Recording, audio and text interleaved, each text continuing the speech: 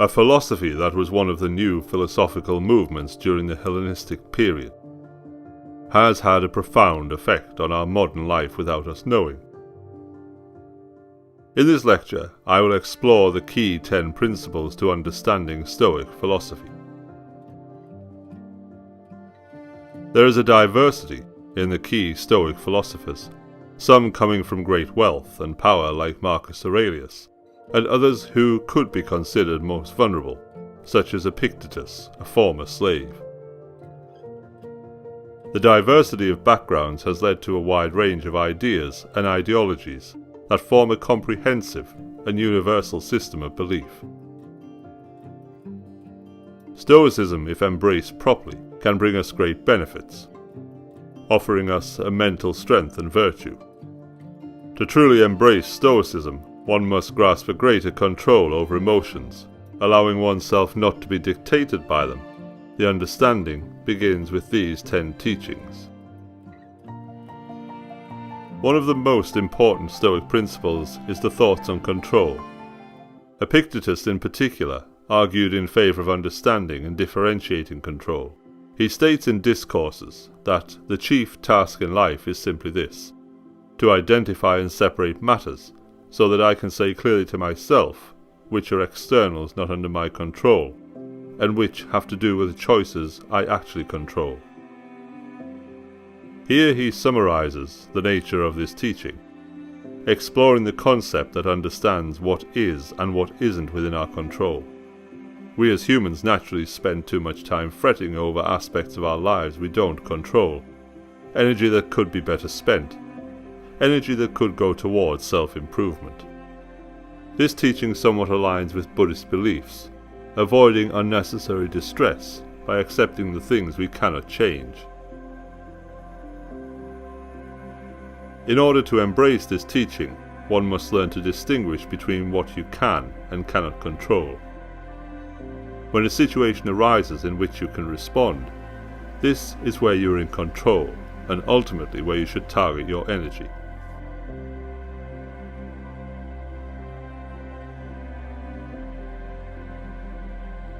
Another important teaching is leading by example. Naturally, we learn a lot by observation. By living your life to the best standard, ensuring you're fulfilling exactly what you desire in life. On no occasion call yourself a philosopher, and do not speak much among the uninstructed about theorems, but do that which follows from them. For example, at a banquet, do not say how a man ought to eat, but eat as you ought to eat, argues Epictetus.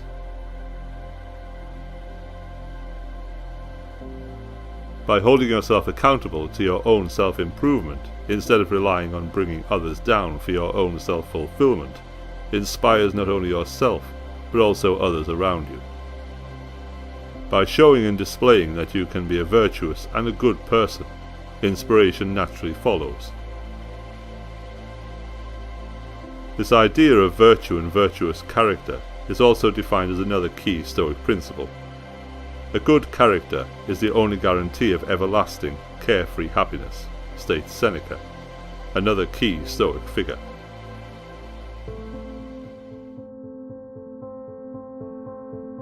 A key to a good life is virtue, integrity, and moral excellence. The core of these virtues are courage, temperance, justice, and wisdom.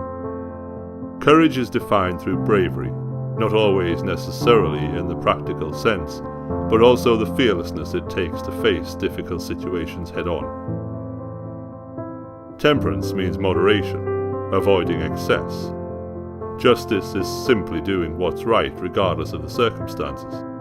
And wisdom is the core, is the advocation of truth and understanding, knowing that knowledge is something to always strive towards.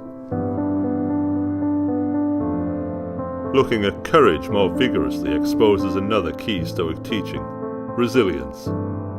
Facing obstacles, adversity, and tragedy. The Stoic mindsets hold mental strength the utmost importance. Epictetus believed that every day was a new opportunity to practice virtue and ultimately develop stronger will.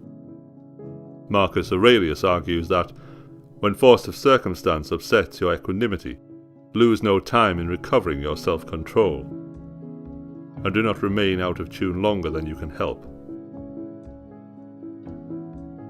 Habitual recurrence to the harmony will increase your mastery of it. Stoic resilience means to keep going when others would give up, focusing all your energy on building a better future.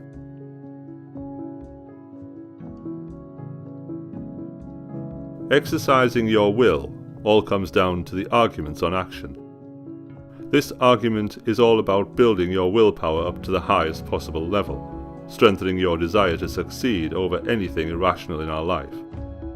These irrational desires bring us nothing but disappointment.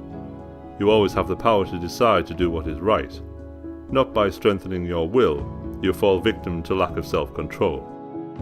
Seneca argues that the greatest portion of peace of mind is doing nothing wrong. Those who lack self-control live disorientated and disturbed lives. In order to live virtuously, you must take action. All the Stoics reinforce the importance of taking action. Putting your energy into actively becoming the best version of yourself. A Stoic must work hard to improve. They cannot passively observe the world around them. They have to be willing to be proactive. This action has to be driven by intent. Another famous Stoic, Viktor Frankl, argued on the importance of meaning. Searching for meaning becomes a core part of that individual's life. With purpose, action becomes easy. With all these teachings in mind, personal character can sometimes get lost. A true Stoic does not let their ego control them. Bad ego leads to toxic views on life such as arrogance, stubbornness and recklessness. In overcoming these views, you must make an effort to combat the social consciousness. Focus on yourself and how you're helping your life. Keep everyone's views and opinions out of it. Entitlement is quality avoided by the Stoic. We must never feel as if we're entitled to our success. The Stoics change the narrative. It's all about effort. You can control the amount of effort you put into the universe. This effort is then reflected in the success that greets you. Setting goals, disciplining yourself, and ambition can help us avoid this feeling of entitlement. Responding correctly. A key tenet to Stoic philosophy is centered on responding rather than reacting.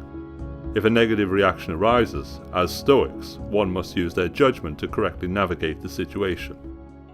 We can always change the way we perceive the situation. That's in our control. In order to rationally respond, we have to make space for this judgment to be made. Between stimulus and response there is a space. In that space lies our freedom and our power to choose our response. In our response lies our growth and our happiness, argues Viktor Frankl.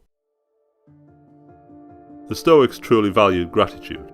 They believed in the significance of appreciating the good things handed to us in life, ensuring we don't take any of it for granted.